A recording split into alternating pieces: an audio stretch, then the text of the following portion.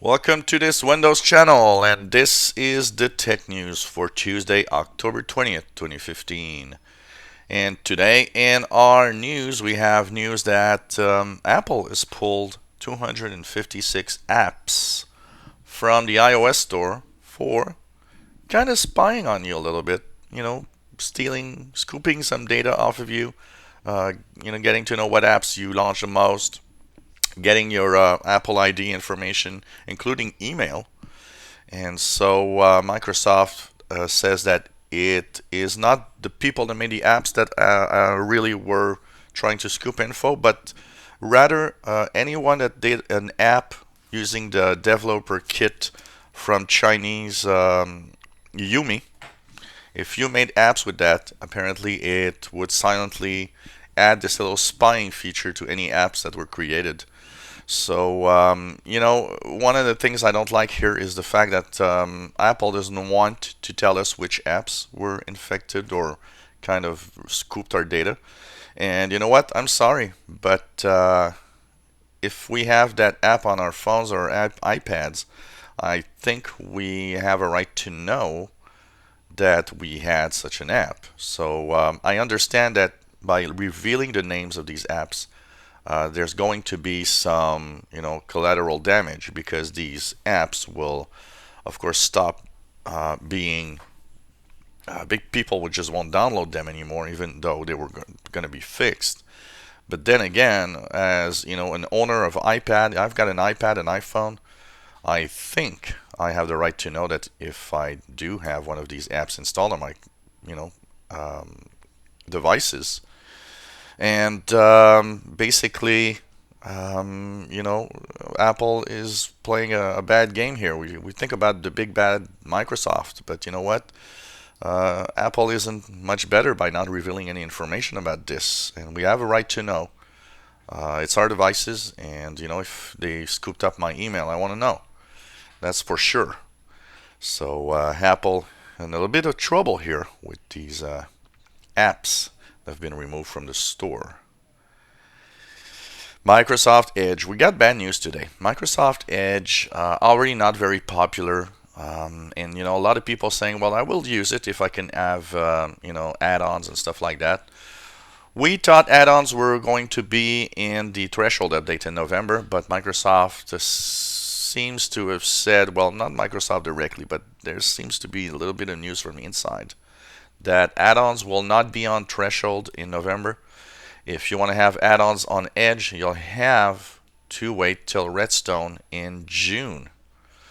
That's kind of sad because you know what? A lot of people are not using Edge because of add-ons that are not available, and I think all it's doing is just putting another nail in the coffin of Microsoft Edge browser. It's not very popular yet, and I don't think this is going to help. So no add-ons before Redstone in June of 2016. So that's sad news.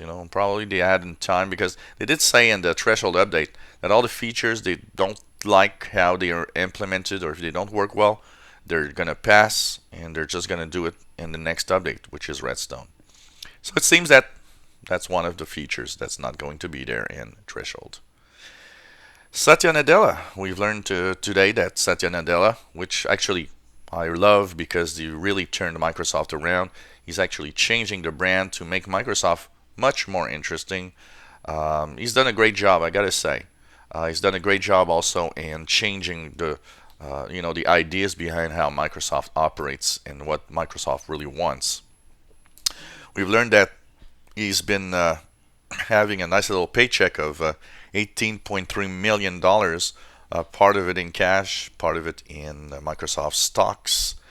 It's kind of interesting, when I hear these things, being just an average guy doing his tech stuff and doing YouTube and fixing computers and so on. My salary is kind of far of $18 million.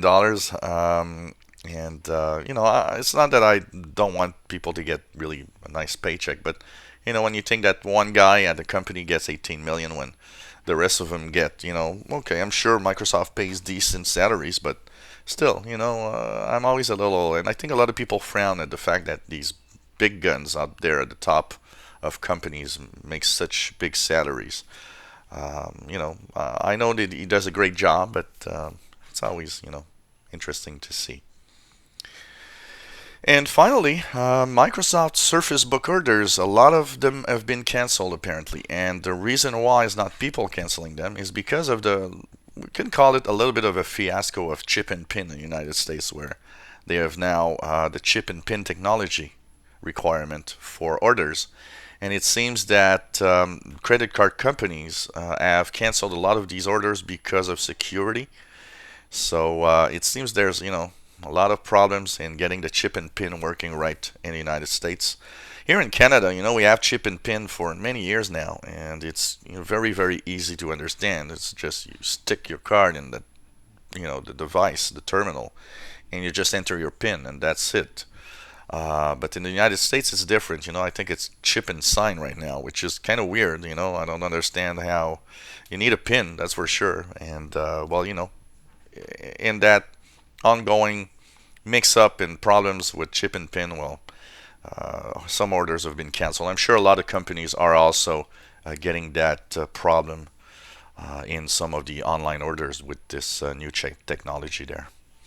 So basically, that's the tech news for Tuesday, October 20th, 2015.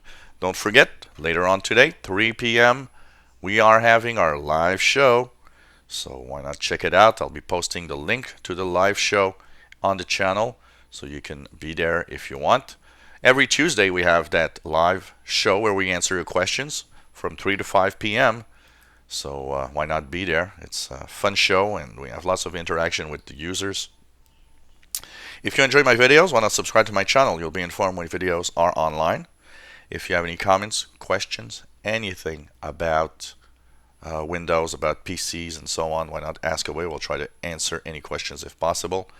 And thank you for watching and for following us. It's always fun to have your feedback, and always fun to know that you are there watching my videos.